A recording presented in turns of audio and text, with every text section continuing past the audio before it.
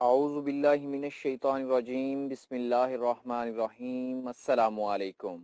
Welcome to CA's world. Chartered accountancy, लेट और LLB exams की प्रिपरेशन के लिए हमारे चैनल को सब्सक्राइब कीजिए और साथ दिए गए बेल आइकन को दबा दें ताकि चैनल पर अपलोड होने वाली हर वीडियो से आप मुस्तफ़ीद हो सकें। जी तो सर, जिंदगी में है मजा या मिल रही है गुनाहों की सजा। जी जनाब, मोस्टली पीआरसी स्टूडेंट स्टडी पे फोकस नहीं कर रहे, जिसकी वजह से बाद में पछताना पड़ सकता है। मैं डिमोटिवेट नहीं कर रहा, लेकिन मोस्टली आप लोग नए नए सीए में आए हुए होते हैं तो आपको अंदाज़ा नहीं होता कि ये एक मेहनत तलब सर्टिफिकेशन है। तो काइंडली अपना फोकस स्टडी पे भी कीजिए, एंजॉयमेंट भी कीजिए। अल्लाह आप सबको पास करे। तो स्टार्ट करते हैं जी, chapter number 3, organization of business. Business को आपने किस तरीके से तरतीब दिया हुआ है जनाब? क्या एक ही बंदा बिजनेस को कंट्रोल कर रहा है? क्या उसने बिजनेस के अंदर डायरेक्टर्स, फिर मैनेजर्स, इस तरीके से एक चेन बनाई हुई है? यानी कि बिजनेस की एक्टिविटीज को किस तरीके से मैनेज किया जा रहा है?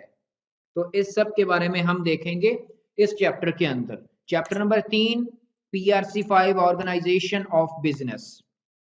ठीक है जी, तो चलते हैं जी, पढ़ते हैं। Organisational structures. Organisational structure is the formal arrangement within an organisation that defines how activities and tasks are formally divided। खाना कौन लाएगा?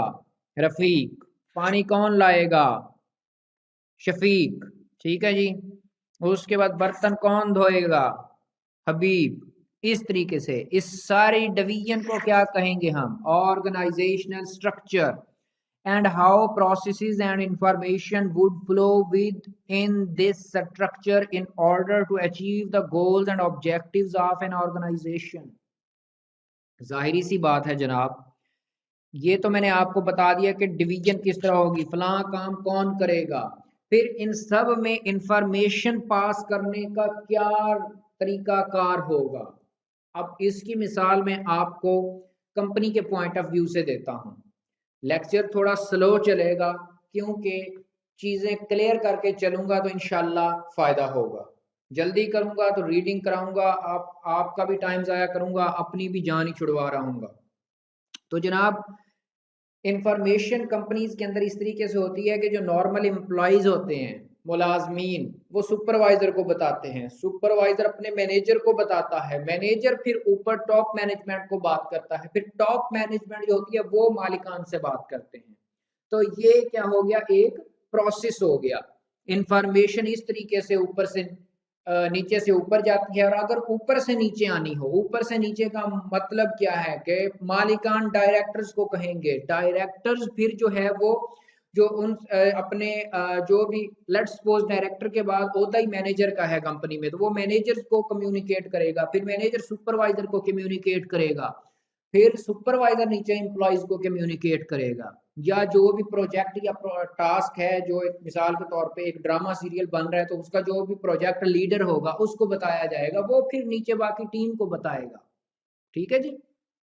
तो मुख्तसर अल्फाज में कि जिम्मेदारियां किसको बांटी गई हैं और उन जिम्मेदारियों को निभाने वालों में इंफॉर्मेशन किस तरह फ्लो आउट करती है, छोटे से बड़े की तरफ जाती है या बड़े से छोटे की तरफ आती है।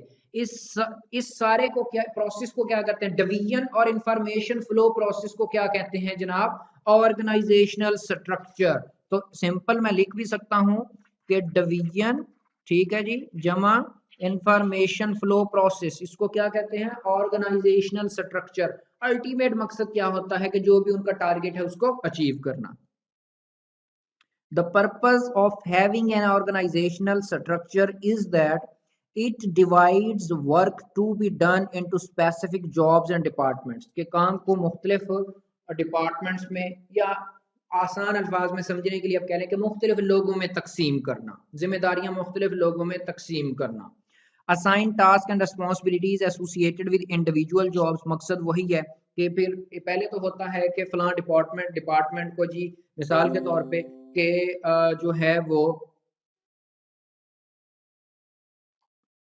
कि जी पानी लाना फलां डिपार्टमेंट का काम है, खाना लाना फलां डिपार्टमेंट का काम है, ठीक है। फिर उस डिपार्टमेंट के अंदर जो है वो मिसाल के तौर पे एक खाना लाने वाले डिपार्टमेंट के अंदर फिर जो है वो डिवीजन होगी कि रोटियां आप लाओगे, सालन आप लाओगे, सलाद आप लाओगे, ठीक है।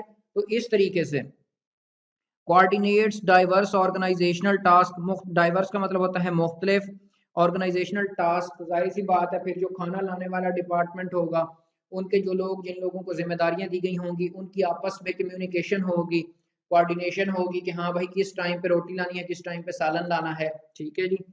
उसके बाद है जी क्लस्टर्स जॉब्स इनटू यूनिट्स। अच्छा जी, जो भी आप लोग मिसाल के तौर पे जॉब कर रहे हो या टारगेट अचीव करना चाहते हो तो फिर उसकी जब डिवीजन हो रही होती है तो फिर एक ग्रो बंदी हो जाती है, क्लासिफिकेशन हो जाती है। जिस तरीके से मैंने बताया कि फलां फलां डिपार्टमेंट ये काम कर रहा है, ठीक है जी। और फिर डिपार्टमेंट के अंदर हर कोई जो है वो जाहिर सी बात है अपनी अपनी जिम्मेदारी निभा रहा होगा, तो इसको वो कहता है जी कि यानी कि ये एक फिर वो क्लासिफिकेशन यानी कि हो जाती है यूनिट्स की फॉर्म में, यानी कि इंडिविजुअल बंदे को जो जो आप जिम्मेदारी दे रहे हो तो सिंगल यानी कि लोगों की सूरत में वो काम तकसीम हो जाता है। Establish relationship among individuals groups and departments, वही जो मैंने पहले बात की कोऑर्डिनेशन वाली, ठीक है जी, कि वो तमाम लोगों के अंदर एक आप समझ लें कि कोऑर्डिनेशन हो रही होती है, ठीक है जी, कि किस किस टाइम पे किसने क्या क्या जिम्मेदारी पूरी करनी है। तो जाहिर बात है इस तरीके से फिर आप में एक जो है ना वो एक ताल्लुक बन जाता है मुसलसल राब्ते का।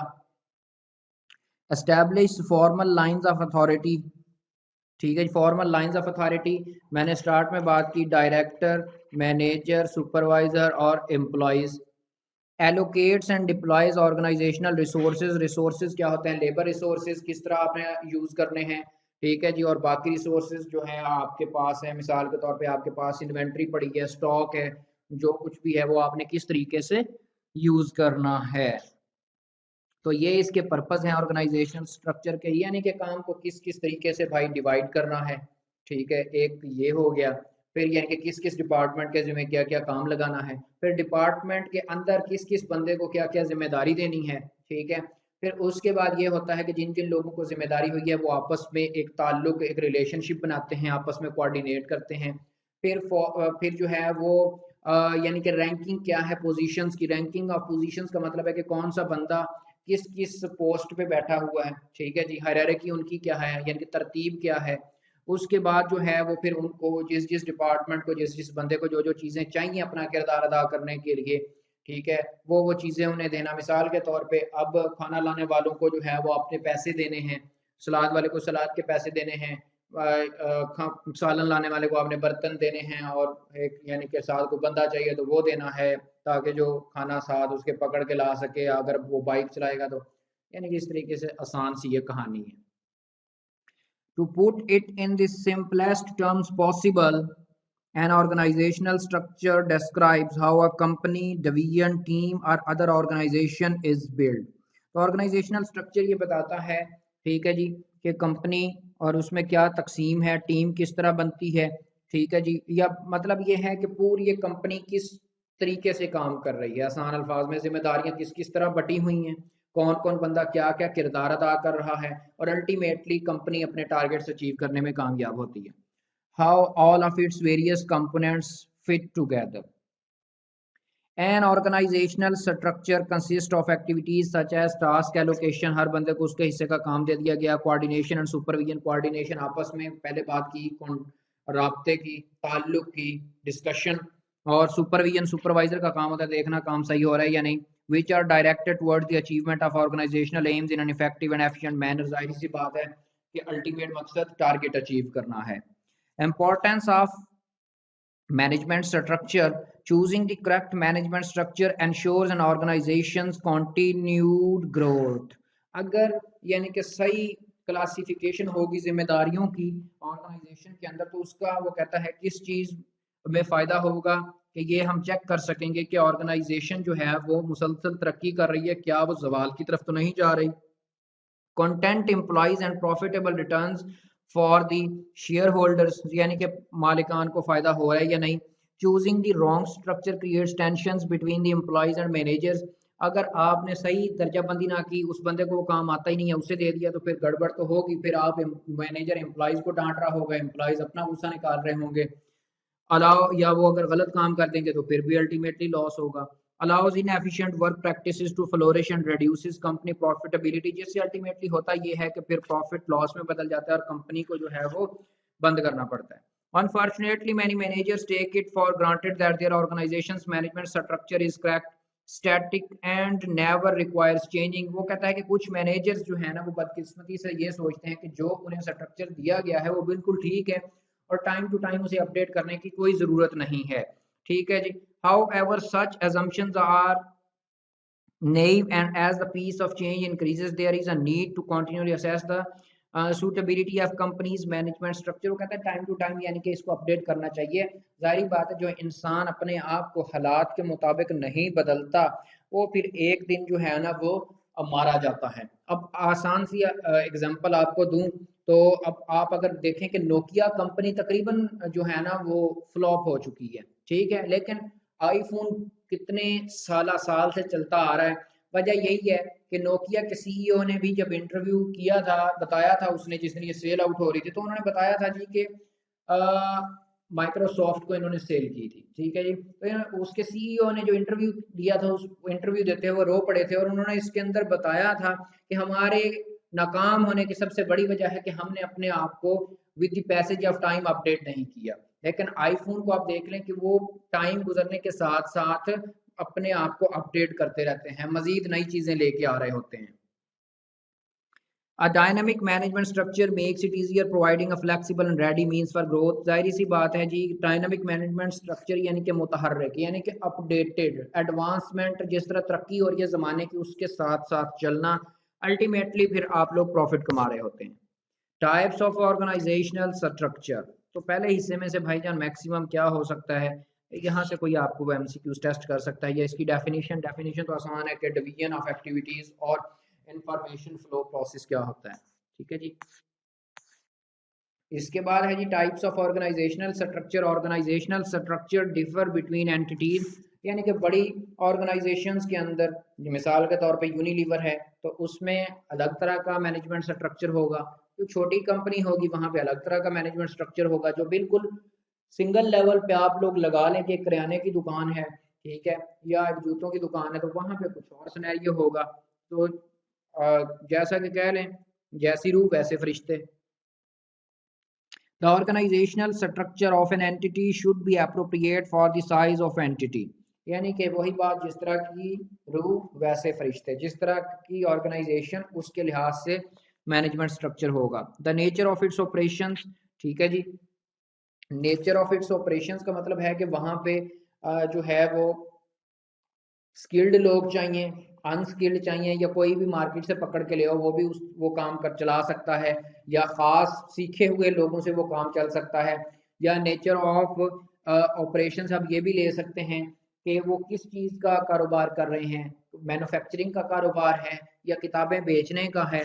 ठीक है जी। And what it is trying to achieve, और इनका अल्टीमेटली मकसद क्या हासिल करना है, यानी कि वो क्या चाहते हैं, ग्रोथ चाहते हैं, कितने परसेंट प्रॉफिट अचीव करना चाहते हैं, क्या उनका ऑब्जेक्टिव क्या है। Most important, the organizational structure must enable the entity to develop plans and implement them effectively and efficiently। Organisation structure जो है ना वो किस चीज़ की बुनियाद है, जो भी ऑर्गेनाइजेशन का प्लान होता है कि वो क्या हासिल क्या करना चाहते हैं। ऑर्गेनाइजेशनल स्ट्रक्चर उनके उस मकसद की बुनियाद है जो वो फ्यूचर में हासिल करना चाहते हैं। There are several different types of organizational structure within a single entity, particularly in a large entity. There might be mixture of different, ये भी हो सकता है कि organizations जो हैं वो एक तरह का स्ट्रक्चर यूज कर रही हों या दो तीन डिफरेंट टाइप्स के स्ट्रक्चर्स को मिला के यूज कर रही हों। तो वो कहता है ऑर्गेनाइजेशनल स्ट्रक्चर मुख्तलिफ अप्रोचेस पर मुश्तमिल हो सकते हैं। नेचर ऑफ वर्क जो है वो स्किल्ड, अनस्किल्ड, स्पेशलाइज्ड और मैनेजमेंट। स्किल्ड यानी कि मिसाल के तौर पे एक ही बंदा है, या पायलट की मिसाल लें, वो हवाई जहाज को उड़ा सकता है, हर दूसरा बंदा नहीं उड़ा सकता। अनस्किल्ड होता है, किताबें बेचनी है दुकान पे, एक बंदा कोई 5-7 पढ़ा हुआ उसे भी रख लेंगे, उसे रेट वगैरह आप लगा देंगे तो वो भी सेल कर सकता है, उसके लिए आपको पीएचडी स्कॉलर की ज़रूरत नहीं है। स्पेशलाइज्ड वही मिसाल आप पायलट वाली भी ले सकते हैं, या आप ये कर सकते हैं, लेट्स सपोज कि अब आपने अदालत में केस लड़ना है, ठीक है जी, क्रिमिनल केस लड़ना है, तो जाहिर बात है वो वकील अगर क्रिमिनल का एक्सपर्ट होगा तो तब ही वो उस केस को डील कर सकेगा, कामयाब हो सकेगा, ठीक है जी। मैनेजमेंट नॉर्मल सी बात है जी कि जो अब कई लोग होते हैं मैनेजमेंट को बहुत अच्छे तरीके से चला पाते हैं और कई लोग इसमें भी फ्लॉप हो जाते हैं, जिनका एक्सपीरियंस अच्छा होता है, जिनकी स्किल्स अच्छी होती है मैनेजमेंट को चलाने की, कि किस तरीके से एम्प्लॉयज़ को साथ जोड़ के रखना है, क्या क्या उन्हें कब किस टाइम पे बोनस देना है, किस टाइम पे जो है वो यानी कि आपने देखना है कि अगर वो नाराज हो रहे हैं तो किस तरीके से उनको आपस में चलाना है ताकि वो कंपनी के लिए अच्छा काम करें। Traditional departmentalisation such as functional finance, operations, marketing, product, credit cards, mortgage, auto loans, process, assemble, shipping, और उसके बाद customer, auto, airline, military, geographic. अच्छा जी, ट्रेडिशनल डिपार्टमेंटलाइजेशन यानी कि डिपार्टमेंट से एक ऑर्गेनाइजेशन के अंदर आपने देखना है कि किस किस तरीके से आपने बनाने हैं। मिसाल के तौर पे अगर फंक्शनल देखें तो फाइनेंस डिपार्टमेंट होता है, ऑपरेशंस को कंट्रोल या मार्केटिंग एडवर्टाइजमेंट वगैरह कंट्रोल करने के लिए। इस तरह प्रोडक्ट में देखना पड़ता है कि credit cards, mortgages, auto loans वगैरह, यानी कि ये भी एक प्रोसेस को देखने वाले होते हैं जो बड़ी कंपनीज में होंगे। प्रोसेस के अंदर आपने देखना है असेंबली कहाँ पे हो रही है, यानी कि जोड़ा कहाँ पे जा रहा है चीज़ों को, और शिपिंग, ये जो टीसीएस कोरियर वगैरह हम करते हैं मिसाल के तौर पे, अब आप लोग मंगवाते हो चीज़ें, ठीक है जी, तो अब शूज़ जो है वो कहीं ना कहीं आखिर असेंबलिंग भी तो शूज़ की हो रही है ना, शूज़ बन रहे हैं और उसके बाद फिर वो जब आउटलेट पे आते हैं तो फिर वहां से उनका शिपिंग का भी ये प्रोसेस होता है, इनकी डील्स वगैरह होती हैं टीसीएस और दूसरों के साथ। ठीक है जी, उसके बाद है contemporary and team based such as matrix. अच्छा जी, कंटेम्प्रेरी होता है, ज़ाहिरी सी बात है कि जी वक्ती तौर पे आप लोगों ने एक यानी कि 5-7 लोगों की वो बना दी, टीम बना दी, और टीम बेस्ड एक होता है कि आप लोगों ने ना परमानेंटली वो बनाई हुई है कि ये फलां फलां लोग जो है ना ये परमानेंटली तौर पे इस चीज़ को देखेंगे, ठीक है। उसके अंदर वो कहता है कि मैट्रिक्स प्रोजेक्ट मैनेजमेंट अप्रोच, यानी कि फलां प्रोजेक्ट के लिए आपने शीदे मीदे फीके को उठा के एक टीम बना दी जो भी वो काम करना चाहते हो, या एक कमेटी बनी हुई है जो ऑडिट को देखती है परमानेंटली। आपने देखा होगा स्कूल मेंबरान कमेटी, ठीक है जी, जिस तरह आसान अल्फाज में ये रोयत हिलाल कमेटी, उनका काम क्या है, परमानेंटली तौर पे उन्होंने चांद ही देखना होता है चाहे उन्हें नजर आए या ना आए। Are more dynamic and assemble employees to respond quickly to dynamic business environments। वो कहता है दोनों टेक्निक्स हो सकती हैं, या तो वक्ती तौर पे आप जो है ना वो लोगों की एक ग्रोहबंदी कर रहे हो, और या ये हो सकता है कि परमानेंटली आपने जो है ना वो एक टीम बनाई हुई हो, कमेटी बनाई हुई हो, जिससे फिर जो है ना अल्टीमेटली ज़्यादा बेनिफिट्स होते हैं और काम ज़्यादा अच्छे तरीके से होता है। Outsourcing of non core activities to specialised vendor such as accounting और आईटी फंक्शंस। अच्छा, ये समटाइम्स होता है कि एक कंपनी है हर काम वो खुद करने की माहिर नहीं होती, लेट्स सपोज उनके पास आईटी के बंदे अच्छे नहीं है तो उन्होंने क्या किया, जो आईटी के मुतलका काम है ना किसी सॉफ्टवेयर हाउस को दे दिया। आउटसोर्सिंग होता है किसी को यानी कि बाहर से करा लेना पैसे दे के, ठीक है जी। और नॉन कोर एक्टिविटीज जो होती हैं यानी कि जो मामूली नोयत की नहीं होती, ठीक है, अकाउंटिंग का कोई काम है, आपके अकाउंटिंग के लोग इतने एक्सपर्ट नहीं है तो आपने बाहर किसी को दे के वो काम करवा लिया, अल्टीमेटली कस्टमर को आप ही डील कर रहे हैं लेकिन आप यानी कि 10-10 रुपए दे के वहां से वो काम करवा रहे हैं और टोटल आप कस्टमर से 60 रुपए चार्ज कर रहे हैं, ठीक है जी। virtual network of independent companies including suppliers customers linking through IT platforms is the new trend। वही यानी कि ये राब्ते में होते हैं, जिस तरह मिसाल के तौर पे अब आप जूता लेने जाएं जो है वो एंड्योर से, तो वो बाटा वालों से भी राब्ते में हों, ठीक है जी, वो सेम डिज़ाइन का जूता जो है वो सारे सेल कर रहे हों, तो अच्छा यार ये इस तरह का डिज़ाइन फलां फलां आपके पास पड़ा है, बोरजान से आपस में कनेक्टेड हों, ठीक है जी। तो ये बात इसके अंदर वो करा वर्चुअली होता है, ऑनलाइन नेटवर्क यानी कि आपस में कनेक्शन होता है इनका। वो कहते हैं ना जी कि हमारे पास यहाँ नहीं पड़ा, हम आपको कराची से मंगवा देते हैं, तो वो ये बात कर रहा है। Following are the basic organizational structures that might exist within an entity or part of an entity: entrepreneurial structure, functional structure, divisional और matrix। तो जनाब जो एंटरप्रीनियर क्या होता है, आप बहुत अच्छे तरीके से चैप्टर नंबर 1 के अंदर पढ़ चुके हैं कि जो पैसा इन्वेस्ट करने का रिस्क लेता है, अच्छा, entrepreneurial organization is an entity that is managed by its entrepreneurial owner. ये ऑर्गेनाइजेशन कौन इसको मैनेज करता है? जिसने पैसा इन्वेस्ट किया होता है, इन्वेस्ट और रिस्क लेता है बिजनेस का। The main features of an entrepreneurial organization are usually that the entrepreneur takes all the main decisions। जाहिर सी बात है ये सारे डिसीजन खुद ले रहा होता है और डेलीगेट डिसीजन मेकिंग नहीं करता, किसी और मैनेजर वगैरह या किसी और से ये नहीं कहता कि जी आप इस पे डिसीजन लें, या उनसे शेयर वगैरह नहीं करता। जो भी फैसला करना है ये खुद ही करता है। The entity is therefore organised around the entrepreneur and there is no formal management structure. वो कहता है जी कि ये खुद ही बंदा सारा कुछ कर रहा होता है, मैनेज कर रहा होता है, ठीक है जी। कोई इसके नीचे कोई ऐसी टीम नहीं होती मैनेजमेंट टीम के जो बिजनेस को मैनेज कर रही हो। Operations and processes are likely to be simple and the entity will probably sell just a small number of products and services।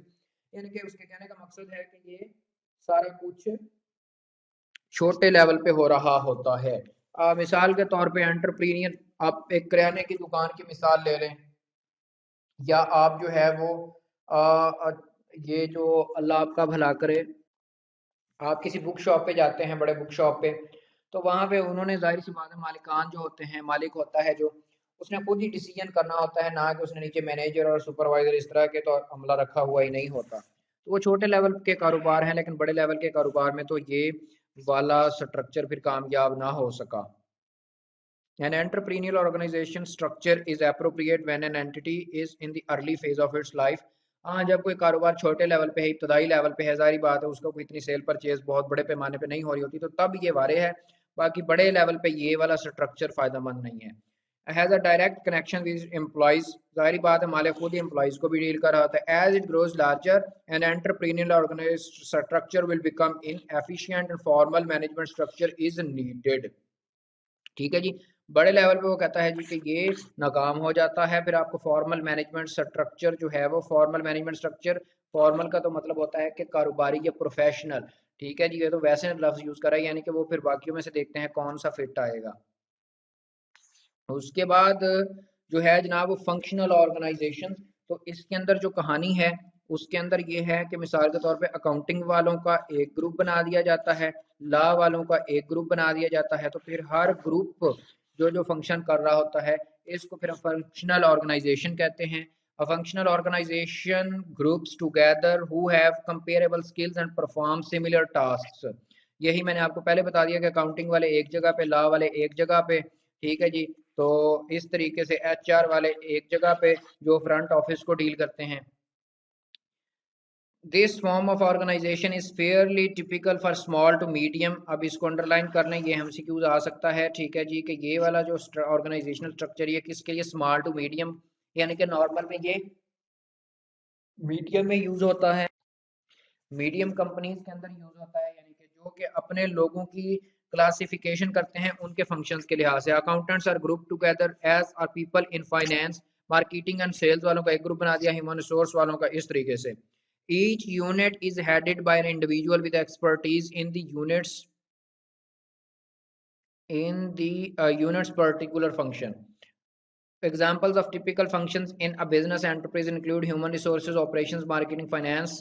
आसान अल्फाज में जनाब आपने देखा होगा, अगर आपने एफएससी किसी सरकारी कॉलेज से की है कि जी फलां जो है ना वो हेड हैं जी फलां डिपार्टमेंट के, ठीक है जी, या फलां जो है ना वो बायो के जो है ना ये एचओडी हैं। आप यूनिवर्सिटीज़ के अंदर देखें तो आपने देखा होगा कि ये ज़ूलॉजी के एचओडी हैं, ठीक है, तो वो सारे जितने भी ज़ूलॉजी वाले होंगे उनको डील कर रहे होते हैं, ठीक हो गया। या आपने कॉलेज के अंदर देखा होगा कि जो फिजिक्स के एचओडी फिजिक्स हैं जी, हेड ऑफ डिपार्टमेंट, यानी कि जो फिजिक्स का उनका होता है, यानी कि एक सब्जेक्ट उसके हेड हैं, बाकी सारे भी प्रोफेसर और भी होंगे फिजिक्स के, लेकिन जो सबसे ज्यादा एक्सपर्ट होता है उसको एचओडी बना दिया जाता है। तो वही बात इसके अंदर कर रहा है, एक तो सेम फंक्शन वालों को, सेम काम करने वालों को, जिस तरीके से अकाउंटेंट्स की एक ग्रुप बंदी कर दी, ठीक है जी, आईटी वालों की एक ग्रुप बंदी कर दी, लॉ वालों की एक ग्रुप बंदी कर दी। There are a number of advantages to the functional approach. The structure is simple to understand and enables the staff to specialize in particular areas। वो कहता है कि ये स्ट्रक्चर समझने में आसान है और इसके अंदर तमाम जो एक काम से की स्पेशलाइजेशन रखने वाले लोग इसके अंदर होते हैं। Everyone in the marketing group would probably have similar interest and expertise, यानी कि वो कहता है अगर मार्केटिंग की बात की जाए तो एक जैसा जो है वो उनका तजर्बा होगा और एक जैसा ही इंटरेस्ट होगा काम में। बट होमोजीनिटी, हाँ वो कहता है कि इसके ड्रॉबैक्स जो है ना वो ये हो सकते हैं कि मिसाल के तौर पे अब फिजिक्स की बात की जाए, ठीक है जी, चलो इसको छोड़ो, एडवर्टाइजमेंट की बात की जाए तो एडवर्टाइजमेंट में भाईजान ये पॉसिबिलिटी हो सकती है कि अगर 10 बंदे हैं उसमें तो हो सकता है कि कुछ लोग ये राय दे रहे हो कि ठीक है फलां जगह पे एडवर्टाइजमेंट का पैनाफ्लेक्स लगना चाहिए, और उसमें से हो सकता है एक या दो बंदा कोई उससे उनकी राय से इख्तलाफ भी कर सकता है, तो फिर उससे जो है ना वो आपस में जाहिर सी बात है कि एक इत्तफाक नहीं रह जाता और फिर उसमें धड़ाबंदी पैदा हो जाती है और आपस में वो ब्लॉक्स बनना स्टार्ट हो जाते हैं, जिससे फिर जो है ना वो एक दूसरे के खिलाफ काम करते हैं और अल्टीमेटली लॉस किसको होता है, लॉस जो है वो होता है कंपनी को, क्योंकि वो एक दूसरे को डाउन दिखाने के लिए काम स्टार्ट कर देते हैं। लेग पुलिंग जिसे आप कहते हैं प्राइवेट इदारों के अंदर। Each function has its own management structure and its own staff and organisation chart showing a simple function. Board of director, directors हैं, फिर मैनेजिंग डायरेक्टर होता है, ठीक है जी, फिर अकाउंटिंग और फाइनेंस वाले, फिर मार्केटिंग और सेल्स वाले, रिसर्च और डेवलपमेंट वाले, ह्यूमन रिलेशंस वाले, ठीक है जी, फिर ये प्रोडक्शन हो रही है, फिर ये मशीनिंग और फला फला। अब ये इस तरह का स्ट्रक्चर दे के आई कैब आपसे पूछ सकता है कि ये कौन सा ऑर्गेनाइजेशन स्ट्रक्चर है, तो भाई ये है, कौन सा है जी, ये है जनाब फंक्शनल ऑर्गेनाइजेशंस। और मज़े की बात है जब मैंने पेपर दिया था कैफ का तब ये पेपर होता था Kaif for business management and behavioural sciences, ठीक है जी, और तब ये रिटन पोर्शन में आया करता था, तो मुझे ये दोनों ही में से सिनेरियो बेस्ड क्वेश्चन आया था। आई थिंक जो है वो 10 नंबर का था ये, उसमें फंक्शनल भी था और डिविजनल भी था, और उसमें ये भी आपने बताना था कि ये एक तो ऑर्गेनाइजेशन स्ट्रक्चर है कौन सा, और फिर उसके बाद जो कुछ भी उसमें था वो डिफरेंट चीज़ें बतानी थी, ठीक है जी। तो इंशाल्लाह इसको हम नेक्स्ट लेके चल रहे होंगे, और इस पे मज़ीद मेरे भाई वो कोई 2-3 लेक्चर तो मैं बनाऊंगा, क्योंकि उसकी वजह यह है कि मैं जल्दी नहीं करता, क्योंकि जल्दी करूंगा तो भाई अल्टीमेटली लॉस होगा। मकसद ये है, ये इम्पोर्टेंट चैप्टर है, ठीक है जी, चाहे 2 भी एमसीक्यूज आए लेकिन इंपॉर्टेंट चैप्टर है, समझने के हवाले से इंशाल्लाह इसका फ़ायदा भी होगा। थैंक यू वेरी मच, अल्लाह हाफ़िज़, अस्सलाम वालेकुम।